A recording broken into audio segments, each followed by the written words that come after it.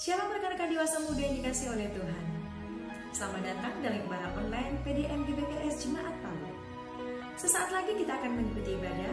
Mari siapkan diri untuk menerima lawatan dari Tuhan dalam ibadah kali ini. Namun sebelumnya, perlu saya sampaikan panduan mengikuti ibadah secara online. Yang pertama, mari siapkan diri kita untuk beribadah karena ini adalah ibadah dan bukan tontonan. Yang kedua, ikuti setiap acara ibadah. Turut menyanyi ketika puji-pujian dinaikkan. Ikut membaca Alkitab ketika pengkhotbah menunjuk ayat untuk dibaca.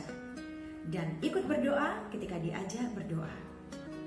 Yang ketiga, karena ini adalah ibadah dan bukan tontonan, jangan bercakap-cakap selama ibadah sementara berlangsung. Dan yang keempat, berpakaianlah dengan sopan dan duduklah dengan sopan. Selamat beribadah, selamat menikmati lawatan dari Tuhan. Tuhan Yesus memberkati. Shalom, selamat malam rekan-rekan dewasa muda yang dikasihi Tuhan. Malam hari ini sungguh suatu sukacita yang luar biasa. Kita boleh bertemu kembali lewat ibadah online Dewasa Muda GPPS Palu.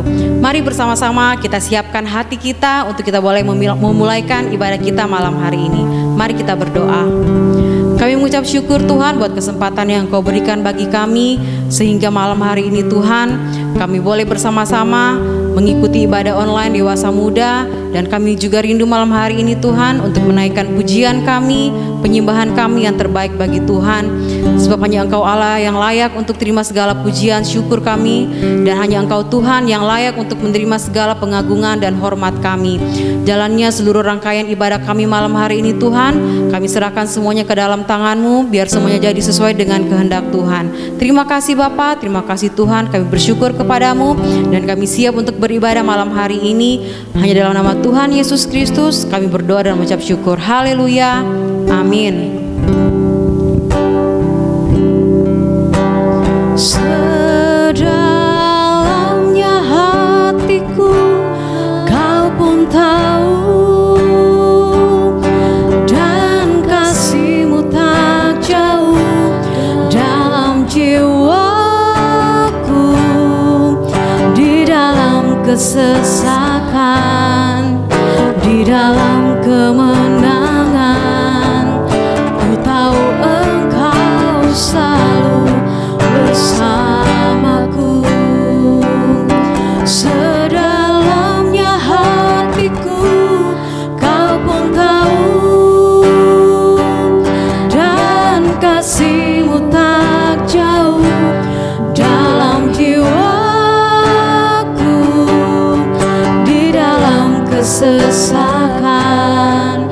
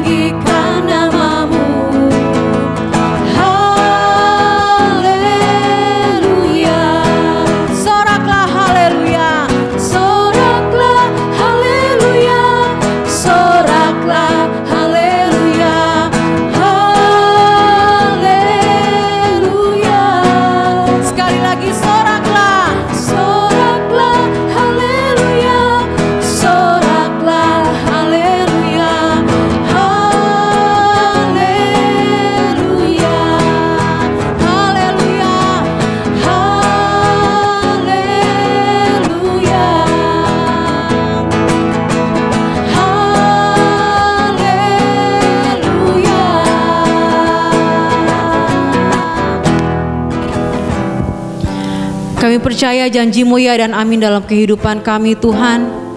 Oleh sebab itu kami tidak perlu takut, kami tidak perlu khawatir menjalani hari-hari hidup kami Tuhan. Sebab Engkau Tuhan, sebab Engkau Allah yang menjamin setiap kehidupan kami. Kami mau menaikkan syukur kami Tuhan, buat segala kasih dan penyertaan Tuhan dalam kehidupan kami. Terima kasih ya Tuhan. Bersyukur padamu, Kau Tuhan yang mengasihiku. Kaulah jaminan hidupku, hati-Mu ada bagiku.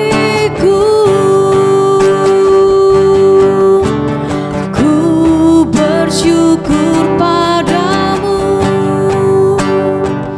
Kau Tuhan yang mengasihiku. Kau jadikan hidup ini lebih indah dan lebih berharga.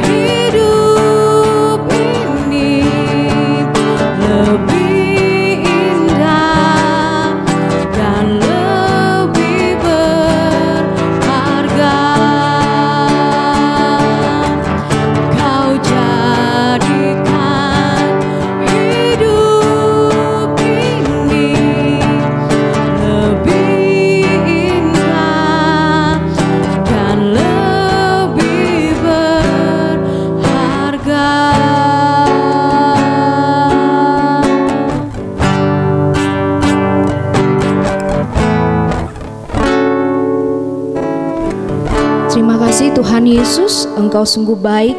Kami sangat bersyukur penyertaan-Mu sungguh luar biasa dalam kehidupan kami. Saat ini Tuhan, tiba saatnya kami akan mendengarkan firman-Mu. Terangi hati dan pikiran kami agar kami layak di hadapan-Mu. Dan segala rancangan tipu muslihat iblis yang akan mencoba-coba mengacaukan ibadah kami hari ini dan ingin mengganggu segala konsentrasi kami, semuanya kami ikat, patahkan, kami hancurkan di dalam nama Tuhan Yesus Kristus. Biar nama Tuhan dipermuliakan. Di dalam nama Tuhan Yesus Kristus kami akan mendengarkan firman-Mu. Haleluya, amin. Shalom dewasa muda yang dikasihi Tuhan, senang sekali kali ini saya dapat menjumpai teman-teman dari Persekutuan Dewasa Muda melalui ibadah online yang kali ini saya diberikan tema Ups, ada udang di balik media sosial. Bicara tentang media sosial tentu sudah bukan hal yang asing bagi kita dewasa muda.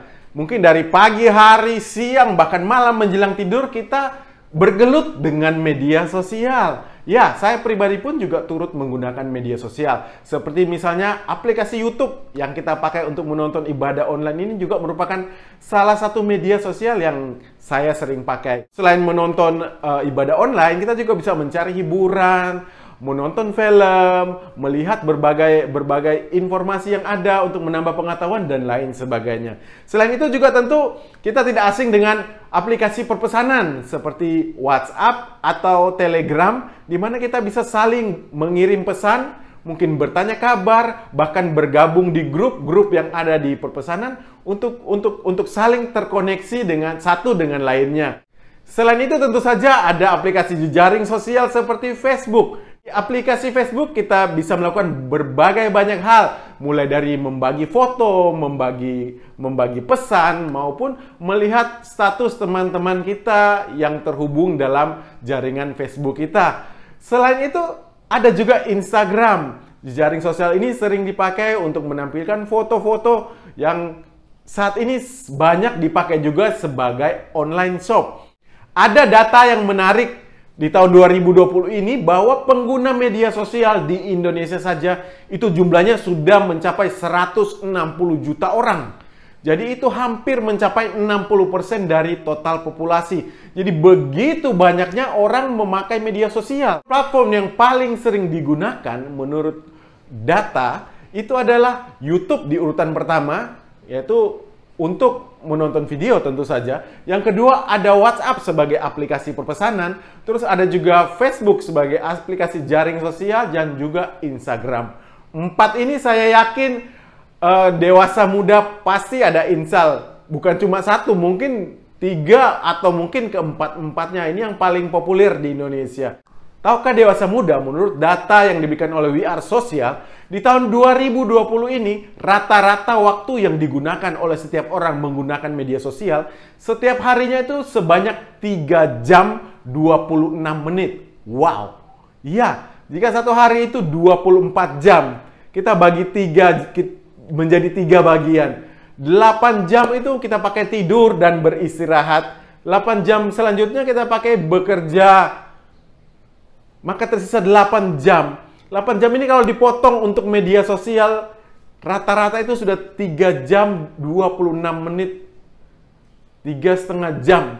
Jadi waktu yang tersisa itu sebenarnya tidak banyak lagi yang bisa kita pakai untuk hal-hal lainnya. Ini menandakan bahwa sosial media memang sudah menjadi bagian yang tidak terpisahkan dari kehidupan kita. Lagi pada saat virus corona merebak di Indonesia, penggunaan media sosial menjadi berlipat ganda. Ya, menurut kata data, penggunaan WhatsApp dan Instagram itu melonjak sampai 40% pada saat pandemi. Mengapa bisa terjadi? Karena pada saat-saat masa pandemi, itu kita dibatasi ruang geraknya sehingga kita sulit untuk bertemu langsung dengan orang-orang yang ada.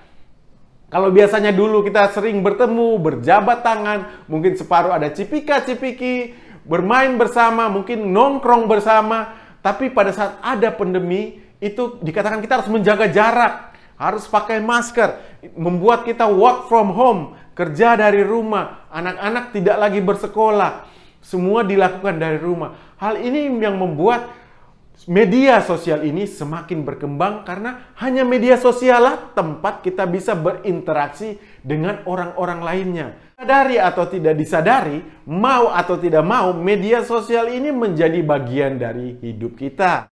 Dikarenakan media sosial ini sudah menjadi bagian kehidupan kita yang sulit dipisahkan, maka kita harus belajar lebih tentang media sosial ini. Kita ketahui bersama media sosial ini seperti koin yang memiliki 2 sisi, satu positif dan satu sisi negatif.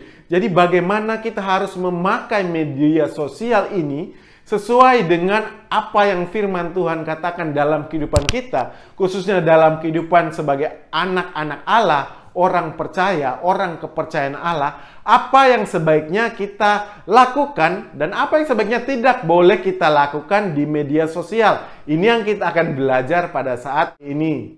Mari kita mulai dengan dampak positif dari media sosial. Tentu banyak sekali dampak positif dari media sosial, tapi kalau saya boleh rangkumkan, dampak positif pertama dalam bermedia sosial adalah kemudahan dalam mengakses dan mengirimkan informasi. Ya, mengakses informasi di zaman kita muda dulu, bukan berarti kita dewasa muda sudah tua. Tapi kalau kita flashback di zaman dulu ketika kita belum akrab dengan namanya handphone, smartphone, betapa susahnya kita melakukan berbagai aktivitas. Misalnya, pada saat kita ingin mencari jalan atau rumah seseorang, kita tidak bisa seperti sekarang yang hanya buka Google Maps, kemudian kita search cari jalan Ponegoro misalnya. Saya search, alamatnya muncul, bahkan langsung ke tempatnya. Misalnya saya cari Palu Grand Mall, kita bisa ketik Palu Grand Mall, maka kita akan ditunjukkan jalannya. Oh, jalan Ponegoro, bukan hanya jalannya. Kita bisa mengatur di smartphone kita. Kita bisa, kalau saya dari sini lewat mana saja, dia akan pandu kita. 50 meter belok kanan, 100 meter belok kiri, demikian canggihnya. Tapi tidak demikian waktu belum ada semua kecanggihan seperti saat ini. Dulu kita harus berkeliling satu-satu, bertanya, oh lewat mana, oh lurus-lurus. Dewasa muda bisa membayangkan betapa sulitnya pekerjaan seorang tukang pos dalam mengantarkan surat-surat, apalagi jika alamatnya tidak lengkap. Ketika kita ingin mengetahui informasi tentang seseorang, kita sisa klik saja di smartphone kita atau di laptop maupun komputer kita nama orang tersebut, maka berbagai informasi tentang orang tersebut akan muncul. Dan itu kita mudah dapatkan, apalagi jika orang-orang itu adalah memang orang-orang yang terkenal. Namun betapa sulitnya kita mencari informasi itu pada waktu belum ada kecanggihan teknologi seperti saat ini. Kita harus mencari di koran, mencari di buku, bahkan di buku pintar, atau menantikan tayangan televisi baru kita bisa melihat gambarnya, melihat fotonya, melihat tayangannya melalui apa yang ditampilkan. Berarti ini hanya bersifat satu arah. Namun di zaman sekarang kita mau mencari siapa saja kita bisa ketik dan fotonya akan muncul, beritanya pun akan muncul. Selain itu kita juga bisa menyalurkan berbagai hobi dengan mudah. Untuk belajar segala sesuatu kita tidak perlu susah-susah dulu seperti zaman dulu. Saya ingin mengetahui tentang berkebun, menanam bunga misalnya. Dikala dahulu kita harus mencari siapa orang yang bisa menanam bunga ya. Cari dulu infonya ke A, ke B, ke C. Oh ternyata si Z yang bisa menanam bunga. Maka kita pergilah ke rumahnya ZZ, cari informasi, kita diajar caranya. Oke, kita sudah tahu, kita pulang ke rumah, kita praktekkan, kita menanam bunga. Tapi kalau tidak sukses, kita kemana lagi? Kita harus cari lagi orangnya, pergi lagi ke rumahnya untuk belajar. Demikian kita bolak-balik. Telepon ya mungkin masih bisa telepon, tapi tidak sebaik zaman sekarang. Mau menanam bunga, cukup ketik saja di YouTube, cara menanam bunga. Maka berbagai informasi sudah dalam bentuk video yang siap kita pelajari, siap kita ikuti. Dan jika masih ada bingung mengenai pupuk misalnya, ini pupuk apa? Kita bisa cari lagi kembali. Sisa ketik pupuk untuk menanam bunga matahari misalnya. Itu berbagai informasi akan segera diberikan. Begitu mudahnya. Ada yang hobi memasak, mau cari resep apa? Zaman dulu begitu susah, mau cari resep, mau tanya sama siapa? Tanya orang tua mungkin, tapi belum tentu mereka semua tahu resep. Tanya koki, berapa banyak koki yang kita bisa cari. Tapi saat ini mau cari resep, mau bikin apa saja, tinggal ketik, resepnya muncul. Bukan hanya resepnya, di videonya pun banyak disediakan sehingga kita mudah untuk membuat berbagai macam hidangan. Hal ini merupakan dampak-dampak positif yang ada dari media sosial. Selain itu, kita juga bisa mendapat hiburan. Saya yakin dewasa muda kalau sudah penat seharian bekerja, butuh hiburan, maka yang kita cari paling sering adalah melalui media sosial. Entah itu melihat foto-foto yang ada di Instagram, atau mungkin melihat updatean status teman-teman, atau mungkin bahkan mencari video-video lucu, hal-hal menarik yang ada di YouTube. Di media sosial ini kita bisa mencari hiburan yang murah, terjangkau, dan cepat sesuai dengan keinginan kita. Selanjutnya kita juga bisa mendapatkan banyak pengetahuan, bahkan bisa menambah penghasilan melalui media sosial. Seperti yang belum lama saya baca, toko-toko yang buka online di Tokopedia dan Bukalapak itu meningkat sangat drastis pada saat pandemi corona ini. Ikan pun usaha-usaha kuliner bukan hanya yang besar-besar, tapi yang UMKM bahkan dapur-dapur pribadi pun semakin banyak yang berjualan memakai media online. Hal ini tentu saja menjadi dampak positif bagi pelakunya. Oke, yang kedua, dampak positif dari media sosial adalah media sosial ini membuat kita dapat bersosialisasi tanpa dibatasi waktu dan jarak. Ya, kapanpun, dimanapun kita dapat menghubungi seseorang dengan cepat. Dewasa muda tentu masih ingat dengan yang namanya Telegram. Bukan aplikasi Telegram yang ada di HP kita, tapi Telegram sesungguhnya. Surat yang bisa kita kirimkan, surat yang sangat kilat waktu itu Telegram. Jadi pada saat kita ingin memberi kabar sesuatu kepada orang yang jauh mungkin di luar kota, kita bisa pakai Telegram, di mana kita harus melakukannya dengan mendatangi kantor pos dan kemudian kirim pesan. Bayar arisan misalnya. Jadi pada saat kita bayar arisan, kita harus membayar per huruf kata-kata itu. Kemudian pesan itu akan ditelegramkan ke kantor pos yang ada di luar kota itu, yang dekat dengan penerima, dan pesan itu akan dikirim lagi oleh petugas pos ke rumah orang yang kita tuju itu. Jadi makan waktu. Sedangkan sekarang kalau menagih arisan itu gampang, tinggal ketik saja di grup atau ketik pribadi, bayar arisan, oi, waktunya, oi. Jadi tidak ada lagi batasan jarak dan waktu. Media yang kita pakai untuk bersosialisasi yang tanpa dibatasi waktu dan jarak ini pun harganya, tarifnya itu terhitung sangat murah. Kita hanya memerlukan pulsa data yang bisa kita dapatkan dengan Rp5.000 ataupun memakai wifi yang sudah bisa bebas berkirim setiap saat. Selain itu, aplikasinya pun yang kita pakai itu bukan hal aplikasi yang sulit, sehingga mudah dipelajari oleh siapa saja ya. Aplikasinya tidak hanya bahasa Inggris, sudah bisa bahasa Indonesia dan begitu gampang dipelajari. Ini adalah salah satu dampak positif media sosial. Yang ketiga, dampak positif media sosial yang ketiga adalah sebagai sarana branding maupun promosi yang efektif. Cara tentang branding ini tentu saja berbicara tentang pencitraan. Bukan pencitraan dalam konotasi yang negatif, tapi bagaimana pencitraan yang positif.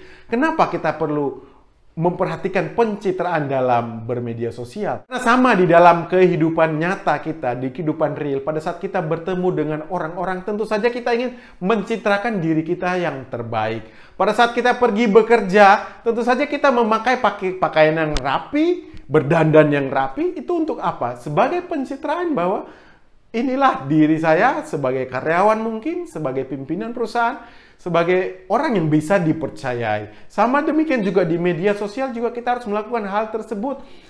Sebagai seorang profesional maupun sebagai karyawan, misalnya Anda di dewasa muda, Anda tidak mungkin bertemu dengan seseorang dengan keadaan kumuh, dengan pakai piyama di kantor, atau mungkin pada saat ibadah pakai baju tidur, baju lusuh. Itu sangat tidak mungkin. Sama demikian juga di dalam media sosial. Pencitraan juga bisa dilakukan untuk mendukung usaha dan pekerjaan dari dewasa muda.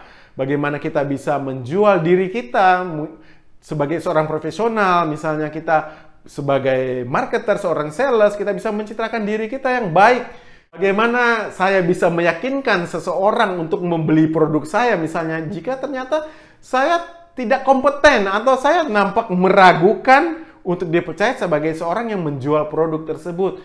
Bagaimana kita bisa mencitrakan usaha kita seperti toko kita, usaha kuliner kita agar bisa dikenal bisa diketahui dan bisa dilihat oleh banyak orang, sehingga banyak orang akan datang berbelanja dan makan di tempat kita. Ini semua tentu saja pencitraan yang mudah dilakukan di zaman ini dan begitu murah dilakukan dibandingkan di waktu-waktu yang lalu. Kita tinggal memasang foto, memberi caption yang sesuai, yang bagus, sehingga banyak orang akan bisa melihat, wah ini toko A ini bagus ya, barangnya lengkap ya, atau wah jualannya si B ini enak-enak ya, fotonya bagus-bagus, menggiurkan, saya jadi ingin makan di sana. Ini adalah contoh-contoh pencitraan yang positif yang bisa dilakukan di media sosial, yang bisa membantu kehidupan dan usaha kita sebagai dewasa muda di dalam masyarakat.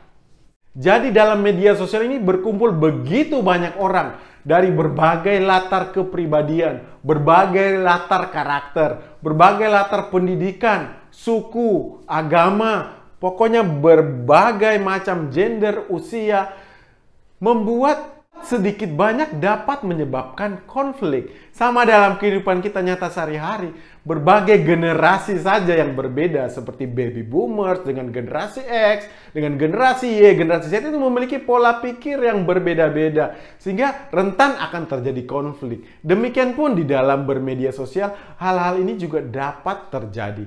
Karena itu kita perlu belajar tentang sosial media ini sehingga kita dapat mengambil manfaat dari kelebihan media sosial dan dapat mengurangi dampak negatif media sosial.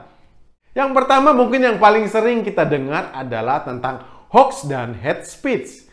Hoax sendiri kita tahu adalah sebagai berita bohong atau berita yang dipelintir. Yang paling gampang kita ingat tentu saja kita alami sendiri pada saat terjadi gempa di tahun 2018. Setelah gempa di hari pertama, kedua, beberapa hari kemudian ada hoax yang beredar bahwa akan ada gempa susulan dengan kekuatan yang lebih besar, 8 mega Richter. Tentu saat itu kita semua kaget, tapi setelah ditelusuri semua itu hanya adalah hoax. Hoax ini begitu banyak dan begitu mudah tersebar di media sosial. Jangan sampai kita menjadi korban hoax atau bahkan jangan sampai kita yang membagikan berita hoax. Kita juga mengenal hate speech atau ujaran kebencian. Ini bisa berupa provokasi, hasutan, maupun hinaan kepada orang-orang melalui media sosial. Ya, karena begitu luasnya pengguna media sosial, hal-hal ini juga dapat terjadi kepada kita. Tapi kita harus bijaksana untuk melihat ujaran-ujaran kebencian itu dan tidak melibatkan diri ke dalamnya. Dampak negatif media sosial yang kedua adalah penipuan dan kejahatan. Ya, penipuan ini sudah dari zaman yang dahulu, dari SMS. Tentu rekan-rekan dewasa muda sering juga menerima menang undian lah, dapat hadiah apalah.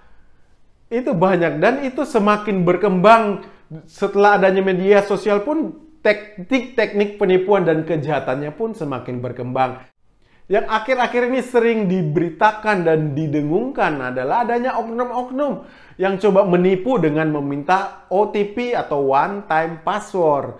Ya, pada saat kita melakukan transaksi di perbankan, di fintech, atau mungkin di aplikasi My Telkomsel seperti itu seringkali kita pada saat bertransaksi akan diminta memasukkan OTP yang dikirimkan ke nomor SMS kita. Nah, ini dimanfaatkan oleh oknum-oknum untuk mencoba membobol entah rekening kita, fintech kita, maupun nomor HP kita untuk kuras isinya, untuk mengambil keuntungan kejahatan dari hal itu. Nah, ini juga banyak terjadi melalui media sosial. Selain itu, kejahatan-kejahatan pun banyak terjadi. Seperti penculikan misalnya. Masih ingat tentu berita di mana orang yang baru bertemu di media sosial, terus bertemu di dunia nyata dan orangnya kemudian diculik, dibawa lari. Ada yang diminta tebusan, ada yang diakhiri nyawanya. Wah, betapa berbahayanya media sosial jika kita tidak berhati-hati. Ada juga judi online, sering sekali masuk mungkin di inbox SMS, bahkan juga iklan-iklannya kadang muncul pada saat kita menonton. Hal ini juga dapat menggiring kita untuk terlibat di dalamnya. Berhati-hati. Belum lagi prostitusi online yang marak ditawarkan melalui media sosial. Tentu saja kita harus membatasi diri dari hal-hal seperti ini sehingga kita tidak terlibat ataupun menjadi korban dari penipuan maupun berbagai tindakan kejahatan yang ada di dalam media sosial. Nah, yang selanjutnya, dampak negatif dari media sosial adalah privasi pribadi dan etika yang sudah berkurang.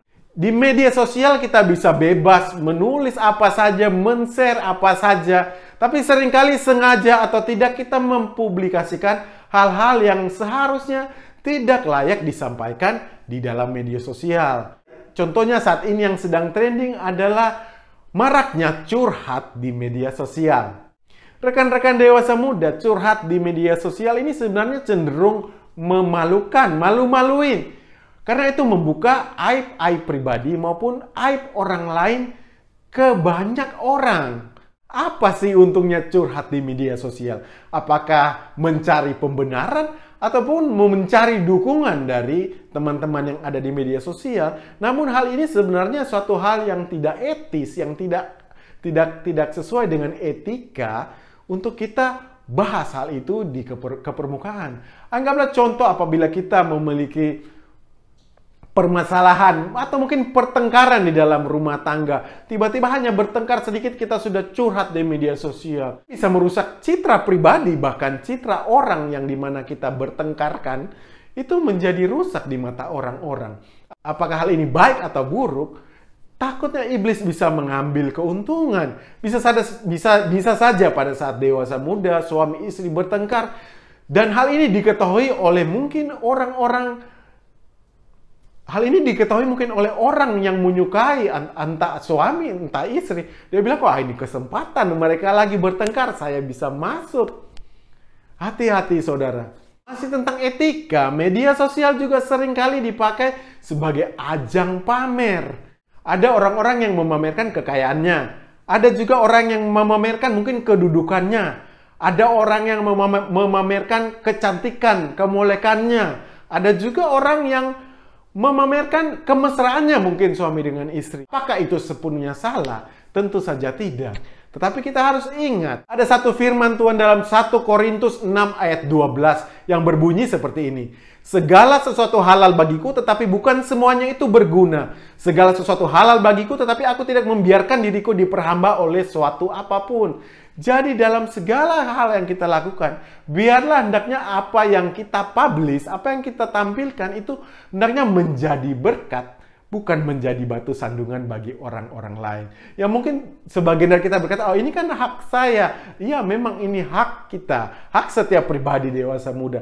Tapi bagaimana kita harus bijak memakai media sosial ini menjadi berkat bagi orang lain. Kita boleh melakukan apapun selama itu baik dan bisa dipertanggungjawabkan. Tapi tidak semua hal yang menurut kita baik itu baik di mata orang lain. Karena itu kita perlu bijak dalam bersikap sehingga tidak menyinggung orang lain. Dan dampak terakhir negatif dari media sosial yang mau saya bagikan adalah ketergantungan. Ya, seperti kita sudah bahas tadi, media sosial ini memakan banyak waktu dalam kehidupan kita. Sehingga kadang-kadang kita sudah lupa, sehingga kita hanya asik bermedia sosial dan melupakan hal-hal lainnya.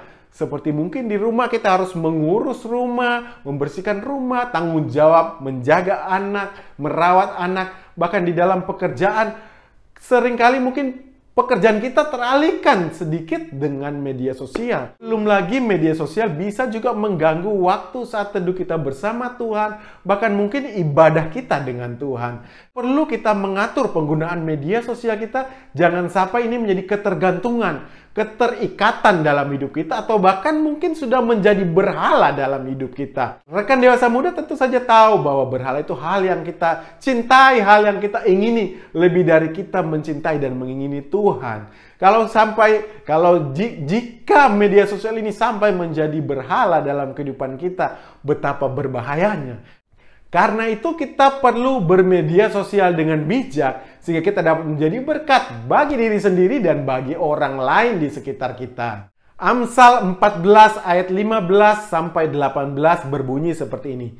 Orang yang tak berpengalaman percaya kepada setiap perkataan, tetapi orang yang bijak memperhatikan langkahnya. Orang bijak berhati-hati dan menjauhi kejahatan, tetapi orang bebal melampiaskan nafsunya dan merasa aman.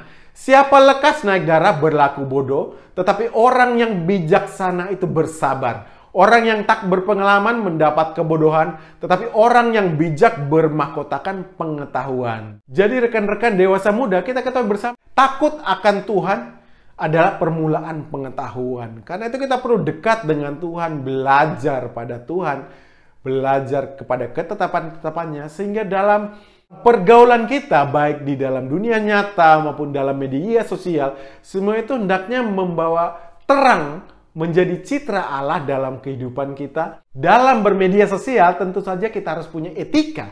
Apa etika itu? Etika itu adalah nilai, norma, atau aturan yang dipakai sebagai pedoman dalam berperilaku bagi seseorang di dalam komunitas terkait dengan baik buruknya, mana yang boleh, mana yang tidak boleh dilakukan, agar nantinya semuanya merasa nyaman dan mengurangi tindakan yang tidak baik. Jadi perlu etika, perlu aturan-aturan dalam bermedia sosial, apalagi kita sebagai anak-anak Tuhan. Dalam berkomunikasi dan menyampaikan pendapat, ada etika-etika yang harus dilakukan di dalam media sosial. Yang pertama adalah gunakanlah identitas asli. Mengapa kita harus menggunakan identitas asli? Karena media sosial kita mencitrakan diri kita. Sehingga pada saat kita menggunakan identitas asli, kita lebih berhati-hati, kita lebih waspada dalam melakukan apapun di dalam media sosial kita. Kita akan mudah men-share foto-foto yang sembarangan maupun membagikan info-info dengan sembarangan, karena identitas kita ini adalah asli, nyata, sehingga mudah divalidasi oleh semua orang. Selain itu, dengan identitas asli kita menjadi lebih profesional, lebih meyakinkan. Jika kita menggunakan akun anonim atau akun palsu, itu bisa mudah mempengaruhi psikologi kita untuk melakukan hal-hal yang tidak benar yang sesuai dengan citra diri kita. Yang kedua, gunakan selalu kata-kata yang baik dan sopan. Perhatikan audiens kita, dengan siapa kita berbicara. Sama seperti kita di dunia nyata pada saat kita berbicara kepada setiap orang. Pada saat kita berbicara dengan orang yang lebih tua, kepada pimpinan rohani, bagaimana kita berbicara tentu saja berbeda dengan pada saat kita berbicara dengan rekan-rekan, mungkin sahabat kita. Demikian juga di media sosial, dengan begitu banyaknya orang yang ada di media sosial, sebaiknya kita menjaga diri kita dengan selalu menggunakan kata-kata yang baik dan kata-kata yang sopan. Dalam firman Tuhan juga diingatkan dalam Yakobus 3 ayat 8-10. Di situ dikatakan, dengan lidah kita memuji Tuhan Bapa kita, dan dengan lidah kita mengutuk manusia diciptakan menurut rupa Allah. Jadi lidah kita ini di media sosial digantikan dengan tulisan-tulisan kita, dengan cuitan-cuitan kita, dengan status kita. Jadi alangkah baiknya jika apa yang kita tuliskan, ucapan kita, apa yang kita tuliskan, menggunakan kata-kata selalu yang baik, yang sopan, yang menjadi berkat bagi orang. Dan yang ketiga adalah hargai pendapat atau privasi orang lain. Setiap pribadi memiliki karakter yang berbeda-beda, memiliki sudut pandang yang berbeda-beda. Kita tidak bisa memaksakan apa yang menjadi kita punya keinginan ke dalam kehidupan orang yang lainnya. Kita perlu menjaga privasi sehingga tidak terjadi gesekan antara kita dengan orang-orang lainnya. Dan ada juga etika dalam menerima dan menyebarkan informasi di media sosial. Yang pertama tentu saja, jangan mengumbar hal-hal pribadi. Hal-hal pribadi seperti apa? Nomor KTP misalnya, alamat rumah, ataupun nomor telepon pribadi, atau mungkin keluarga. Itu adalah hal-hal yang sebenarnya privacy, hal-hal yang tidak seharusnya dibagikan dengan mudah di media sosial. Berikutnya seperti info lokasi. Pada saat kita di rumah sendirian, jangan kita dengan mudah buat satu postingan, saya lagi di rumah sendirian. Ini bisa memancing kejahatan. Demikian pun apabila kita ingin melakukan perjalanan, entah keluar rumah atau keluar kota, kita juga jangan dengan mudah memberikan informasi di media sosial bahwa saya akan keluar kota seminggu ke depan selama 10 hari bersama seluruh anggota keluarga. rumah dibiarkan ditinggalkan kosong. Kita seperti membuat pengumuman yang akan mengundang pencuri datang ke rumah. Karena itu hal-hal yang bersifat pribadi cukup menjadi pribadi kita sendiri maupun keluarga kita. Ada juga masalah-masalah pribadi yang tidak perlu ditampilkan di media sosial karena dapat berupa aib mungkin atau kejelekan orang lain maupun ada keluh kesah di perusahaan. Hal-hal ini hendaknya menjadi ranah konsumsi pribadi, jangan sampai menjadi ranah konsumsi orang di media sosial karena kita tidak tahu siapa saja yang bisa membaca hal itu. Dan pada saat hal itu sudah tersiar di media sosial, akan susah untuk menghapusnya kembali. Kita tidak tahu berapa banyak orang yang mungkin sudah screen capture hal itu atau sudah copy paste apa yang kita unek-unekan itu, dan walaupun kita sudah menghapus di data file kita, belum tentu terhapus sama orang lain, sehingga hal itu pada akhirnya bisa merugikan kita. Foto-foto juga yang foto-foto tidak pantas, mungkin foto-foto pribadi, foto kemesraan, atau mungkin foto-foto yang memang ranahnya pribadi juga sebaiknya jangan ditampilkan di media sosial. Kita tentu masih ingat, kita diingatkan jangan sembarang membagi foto anak-anak kita, anak-anak kecil terlebih lagi karena bisa berbahaya. Barang-barang juga mahal yang baru kita beli, seringkali kita sudah karena terlalu senang semuanya update status. Sebaiknya hal-hal seperti ini kita simpan saja dalam pribadi kita dengan orang-orang kita kasih, orang yang kita kenal dalam lingkup yang kecil. Tidak untuk digembar-gemborkan di media sosial. Karena bisa mengakibatkan banyak hal-hal yang pada akhirnya mengganggu hubungan kita dengan sesama dan pada akhirnya juga mengganggu pribadi kita. Yang kedua, pastikan info yang kita baca maupun yang mau kita share itu sudah divalidasi. Sudah divalidasi maksudnya info itu jelas sumbernya, isi beritanya sesuai dengan kenyataan. Jangan sampai kita membaca dan menjadi korban dari info atau mungkin hoax atau mungkin penipuan, maupun kita yang membantu menyebarkan hal-hal itu kepada orang-orang lain. Bisa berbahaya. Satu tips dari saya untuk memfilter berita-berita, apakah itu berita hoax atau tidak, adalah dengan memanfaatkan browser yang ada di HP maupun komputer kita. Caranya cukup mudah, kita cukup mengetikkan judul, kemudian tambahkan dengan hoax, kemudian kita lakukan pencarian. Tentu dewasa muda masih ingat pada saat ada berita hoax mengatakan bahwa Balai POM mengeluarkan daftar 10 obat yang dilarang seperti Paramex, Bodrex, obat-obat umum yang dilarang beredar dan membahayakan. Pada saat berita hoax itu mulai disebar, itu banyak orang yang sebar langsung bagi karena ini berita yang heboh dan wah ini tentang kesehatan, paling gampang dibikin hoaxnya kayak gitu. Jadi itu harus kita cek. Caranya mudah. Cukup mengetik judul berita hoax itu, kemudian kita tambahkan kata hoax di belakangnya. Jadi Balai POM mengeluarkan 10 daftar obat yang dilarang, tambah di belakangnya hoax, kemudian klik atau search di search engine kita. Maka setelah itu akan muncul berbagai berita mengenai berita itu. Apakah berita itu benar atau berita itu hoax? Kita bisa melihat berita itu dari channel-channel yang terpercaya, situs-situs terpercaya. Itu kita bisa tahu bahwa hal ini berita bohong. Saya ingat pernah dibagikan tentang daun sirsak menyembuhkan kanker. Seperti itu. Saya cari dulu di search engine. Daun sirsak menyembuhkan kanker. Terus tambahkan di belakangnya hoax. Terus saya search. Wah bahaya saudara. Yang keluar justru dikatakan daun sirsak bisa menyebabkan keracunan. Karena itu kita perlu untuk belajar. Ini salah satu tipsnya bagaimana mencari tahu dengan cepat apakah berita itu hoax atau tidak. Yang ketiga, dalam menerima menyebarkan informasi, etikanya adalah usahakan untuk selalu berbagi informasi yang positif dan edukatif saja. Berbagi kebahagiaan, berbagi sukacita, berbagi kegembiraan, inilah hal-hal yang sebaiknya kita bagikan melalui media sosial kita.